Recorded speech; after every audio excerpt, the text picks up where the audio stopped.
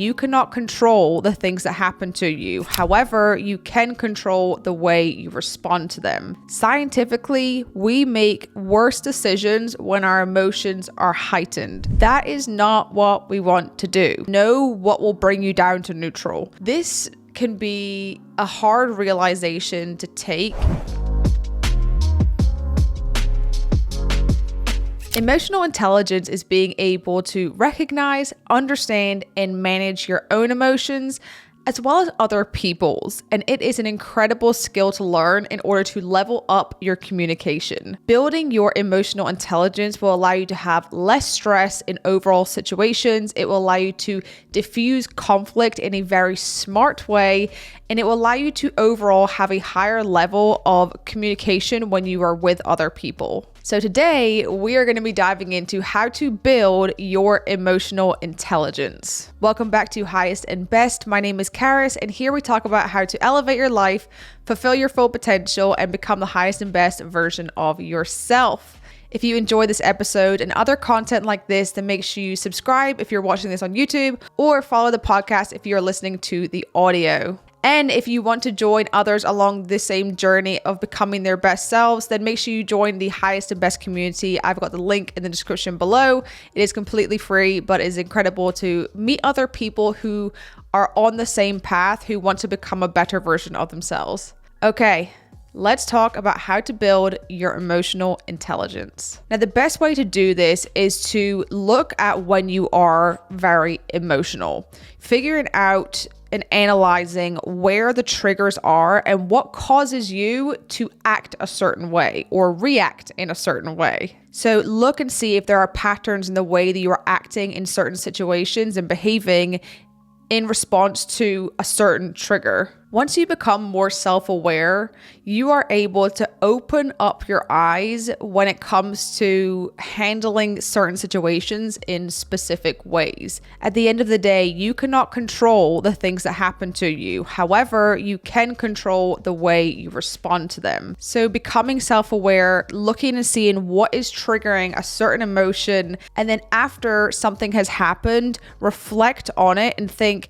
is there a way that I could have handled that differently? And the more that you do this and become self-aware, you will catch yourself in certain situations in order to tweak it. And that reaction time will be less and less and less. And you'll begin to just grasp control over your emotions so that you're able to handle them and manage them rather than the quick emotional response. Number 2, respond, don't react. When we react, it is when something has triggered and then it is a quick emotion-fueled response. That is not what we want to do. When something causes a certain emotion within us, whether it is anger, frustration, sadness, when certain situations arise and it triggers an emotional response in us naturally as humans, our first thought is to give an emotional reaction. But what I want you to do is to pause. So when something happens, something is triggered, whether it is in person, on the phone, even a text message, do not give a emotion-fueled reaction. Take a minute, take a breath. You want to bring yourself down to neutral before you respond to any sort of situation that has fueled emotion in you. Scientifically, we make worse decisions when our emotions are heightened. So when something happens, you need to bring yourself down to a neutral mindset before you give any sort of response. Something you can do here is know what will bring you down to neutral. So for some people, it could be taking a walk. For some people, it could be writing things down. For some people, it could be switching into a gratitude mindset and kind of speaking some affirmations to calm yourself down. For me, I'm a pacer. If I am frustrated over something, I am pacing around the house and trying to calm myself down to bring things to neutral and make sure that I'm not given any sort of reaction. I'm thinking about how to give a thought out response that is not filled with emotion. You want it to be logical. So no matter who the situation is with, whether it is with a coworker, a boss, a spouse, a friend, a family member, take the pause to be able to get yourself down to neutral, Remove the emotion from whatever it is and give a response instead. This is thought out, this is logical, and this is not emotion fueled. Number 3 is to understand that everyone is going through something. Whether it is a stranger, whether it is a loved one, a friend, a coworker, you don't know everything that person is going through. So the way that they are acting may be based off of something else that has been built up within them. That's why I like to take nothing personal.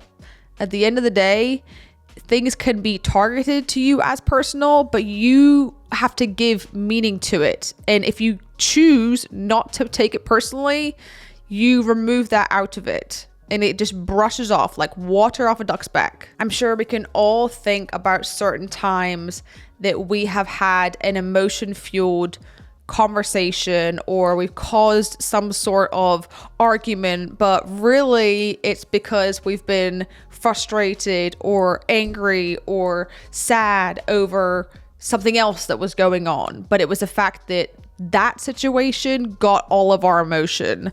And so when you think about it, you want to make sure that you are being empathetic with other people, give other people grace, and not letting it come to you personally because of the way that they are acting in certain situations. I learned this a lot in the real estate industry because there have been multiple clients that I've worked with that sometimes I would get their fueled emotions, and then later on I found out they were getting divorced from their spouse, or their friend passed away, or they lost their job. And instead of me taking it personally of the way they were acting, over the years I realized not to take things personally because you don't know what's going on in somebody else's life. The next way to build your emotional intelligence is to understand that not every problem needs your solution. This can be a hard realization to take if you are someone like me and you are a problem solver kind of person. Like, that is the way my brain works. I want to help you get from A to B and set up a plan and a strategy on how you can do that. That is the way I'm wired. However, sometimes people just need to vent. People just need to be heard. They don't want your solution. They don't want the answer to the problem. Sometimes they do, but it's being aware of which one they want. I love the phrase that I heard one time on, I think actually I heard on TikTok, but it was when someone comes to you and you ask them, do they want to be heard? Do they want to be helped? Or do they want to be hugged? And it completely made sense to me because sometimes people just want to be able to get the weight off of their shoulders of the things that they're feeling and release all of that without having to necessarily have you come back with, hey, this is what we can do. You can do this, you can do this, you can do this. They just want to be heard. Also, being able to talk things out verbally, it helps people figure out in their own head what they want to do or where they want to go, because it allows them to have clarity by speaking it out. So understanding what people want when you're in that conversation with them will allow you to master your emotional intelligence, because you can be aware on how it is that you can manage their emotions in the best way possible. Number 5 on how to master emotional intelligence is to understand nonverbal communication. Now, communication as a whole, I believe, is the most important skill that you can learn in your life, hands down. But what people don't realize about communication is that only 7% of it is the words that you actually say. 55% is the body language that you have, and 38% is your tone of voice. For example, if you are in a conversation with somebody and it's starting to be emotion fueled, whether it's you and a coworker, you and a boss, you and a significant other, and you fold your arms, you're closing yourself off, that body language is saying, I am not open to receiving what you feel and how you feel in this situation right now. Or flip it around. If you are in that situation and things may be getting heated and they stop making eye contact with you, that's going to make you feel a certain way. So working on your body language is extremely important.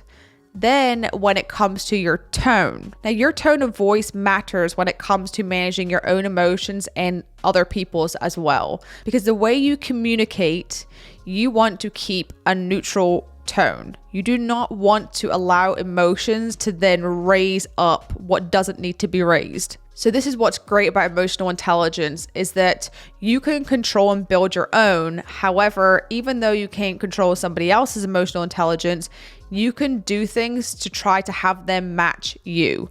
So if one person's arguing and things are getting heated, or they're sad, or however they're acting, if you then go up to their level and add in more emotion, it just continues to rise. However, if you are able to stay neutral, you can try to bring that person back to neutral as well. Something that also helps is to imagine being in their shoes.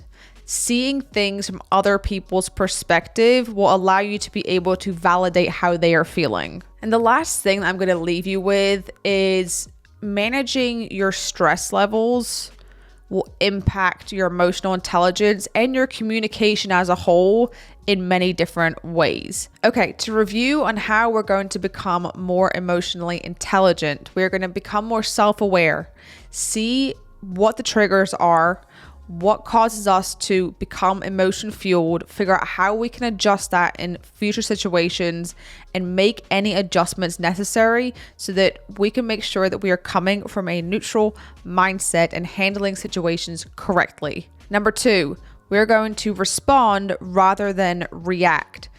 Take a pause, take a break, figure out what can bring you down to neutral so that you can then give a thought out, logical, not emotion fueled response rather than emotionally reacting to a certain situation. Number 3, we are going to give other people grace and kindness and patience, which I know can be hard sometimes, and understand that everyone is going through something. There are things going on behind closed doors that you do not know. So be a good person at the same time and give people a little bit of grace. Number 4, understand that not every problem needs your solution.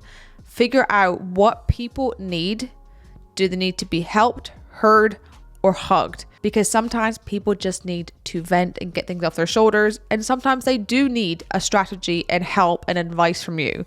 But become aware and try to figure out in certain situations what people actually need. And then number 5, work on your nonverbal communication. Do not add fuel to the fire. Make sure you validate other people, see from their side, and then manage your own response to what's going on. Hopefully you enjoyed this video and you can start to implement some tips from here on how to become more emotionally intelligent. I'm a big believer that communication as a whole is an incredible skill to constantly work on throughout your entire life.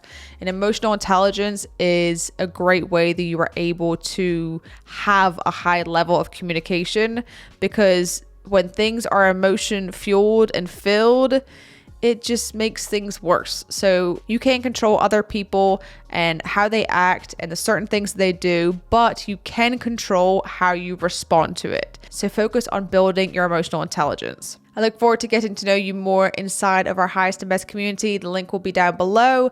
Thank you for tuning in, and I will see you in the next one.